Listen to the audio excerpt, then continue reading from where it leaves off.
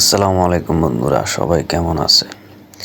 আজকে অনেক দিন যাবৎ আমরা দুই বন্ধু ভাবতেছি আবদালি যাব, কিন্তু আমাদের বাসা থেকে আবদালির দূরত্ব প্রায় 165 কিলোমিটার।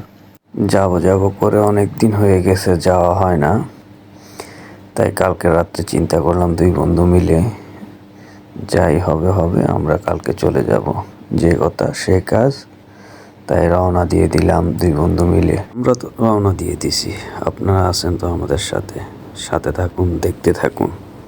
এটা হচ্ছে কুয়েতের সবচেয়ে বড় ব্রিজ। ব্রিজটা দেখার জন্য আসলাম, দেখলাম, অনেক ভালো লাগলো।